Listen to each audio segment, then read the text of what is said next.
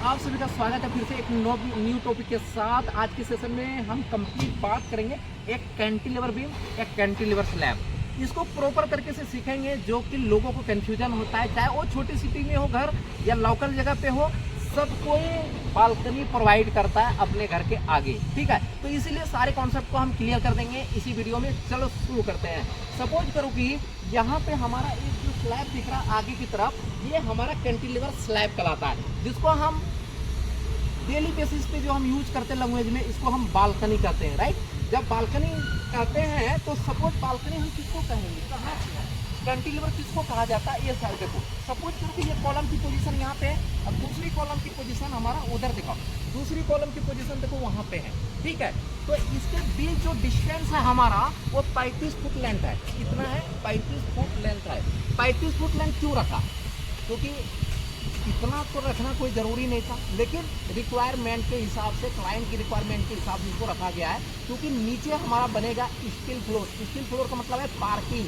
Parking में क्या है, हमें गेट क्लियर मिलना चाहिए, कहीं से बीच में कॉलम नहीं आना चाहिए, इसीलिए उसी टाइप से इसको डिजाइन किया गया है। ठीक है, अब ये तो डिजाइन की बात थी। अब बोलेंगे कैंटिलीवर स्लैब किसको बोलेंगे। हमारा कॉलम का पोजीशन एंड यहाँ हो गया, बीम हमारा यहाँ से जा रहा है, वो भी कॉलम का पोजीशन वहाँ एंड हो गया। अब यहाँ से हम करते हैं आगे की तरफ हवा में, मतलब हवा ही बोलो आप, क्योंकि बीम की पोजीशन और कॉलम की पोजीशन से आगे हम 6 फुट 7 फुट 5 फुट का हम बालकनी प्रोवाइड करते हैं।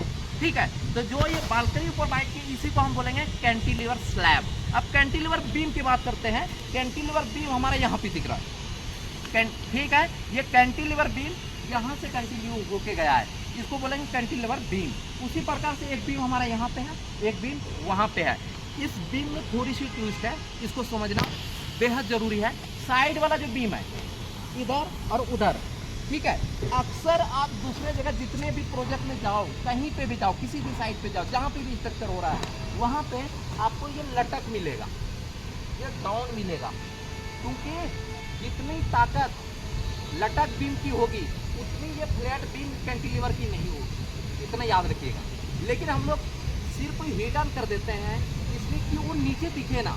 अगर हम नीचे दिखा देते हैं 9 इंची 1 फुट लटक, तो उसको इंटीरियर वाले पार्ट में छुपाने में बहुत ज़्यादा कॉस्ट आ जाता है हमारा, क्योंकि पूरे को छुपाना पड़ता है।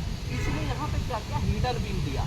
हिडन बीम तो यहाँ से आ रहा था, सीधी कॉन्सेप्ट कर दिया। ठीक है, अब हिडन बीम डालने का तरीका क्या था, ये चीज़ हम बात करेंगे। यहाँ पे एक लटक बीम को हम पकड़ लेते हैं, ये कंटिन्यू सेकेंडरी बीम है, एक बीम वहाँ और एक ये बीम यहाँ। सेकेंडरी बीम मेन बीम को क्रॉस करके बाहर निकलती है। ठीक है, ये है हमारा लटक।